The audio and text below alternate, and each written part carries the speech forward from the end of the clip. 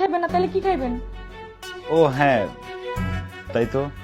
পুঞ্চ মানে চামিচ নিয়ে আসেন।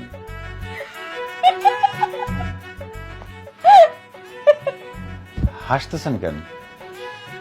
বাবা রে বাবা, বড়লোক বাড়ির ড্রাইভারও দেখি বড়লোক মতো চামচ দেয়া ভাত খায়। এই জায়গায় কোনো চামচ নাই, হাত দিয়া খান।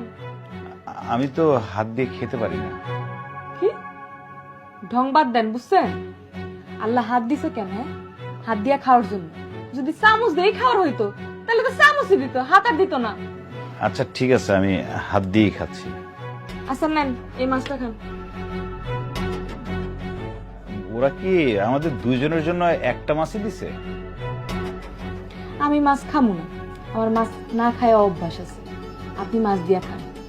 আপনি তো আবার বড়লোক বাড়ির ড্রাইভার, আপনি তো মাছ ছাড়া খাইতে পারবেন না। খান। কিন্তু আমি মাছ দিয়ে খেলে আপনি তো শুধু সবজি দিয়ে ভাত খাচ্ছেন। আমার কোনো সমস্যা নেই, আমি সবজি দিয়ে খাই উঠতে পারি। আপনি খান। মাছটা আপনিই খান। আরে আজিব তো, কইলাম না আপনারা খাইতে, আপনি খান। আমি না মাছ বেছে খেতে পারি না। আরে আল্লাহ, বড়লোক বাড়ির ড্রাইভার দেখি মাছও বাইসা খাইতে পারে না। আচ্ছা বুঝছি, আমি বাইসা দিতেছি, আপনি খান। এনেন। না না, কি দরকার, আপনি খান না।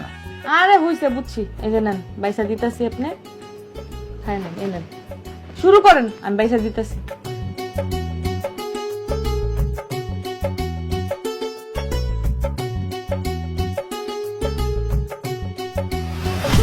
ড্রাইভারের সাথে তো ঢলাঢলি কিসের? হ্যাঁ, বড় লোক বাড়ির ড্রাইভার দেখছো, সহ্য হয় না, এই জন্য মাছ বাইচা খাওয়াও। মা, এর আগে ওর জন্য আমার অনেক সমস্যা হয়েছে। এর আগের বার আমাকে দেখতে আইসা ওকে পছন্দ করে রেখেছে। আমি কিন্তু এগুলো আর সহ্য করব না। এই, তো ড্রাইভারের সাথে তো ঢলাঢলি কিসের? মানে মান সম্মান আর কিছুই থাকলো না। সাসি, আমি তো কিছু করি নাই। না, তুমি তো কিচ্ছু করো নাই, কিছু আর বাকিও রাখো নাই। মা, এই জন্যই তোমাকে বলছি ওকে বাড়ি থেকে বের করে দিতে। করব, বের করব, তোর বিয়েটা হোক, তারপরে ঘাড় ধাক্কা দিয়ে বের করে দেবো। সাসি, আপনারা আমার ভুল বুঝতেছেন। উনি আমারে কইছে উনি নাকি মাছ বাইসা খাইতে পারে না, এর জন্য আমি বাইসা দিছি। তোর চাকরি দিছি? হ্যাঁ, মাছ বাইচা খাইতে পারে না, তোরে বলছি, তোরে বলছি খাবার দিতে। তোর মাছ বাইচা খাওয়ানোর দরকারটা কি?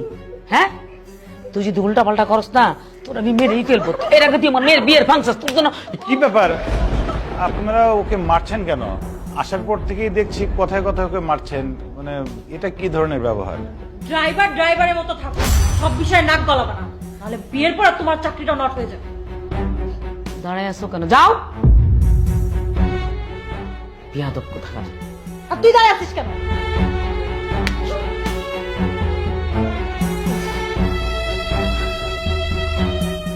কবে যেটা আপদ বিদায় হবে আমার সংসার থেকে?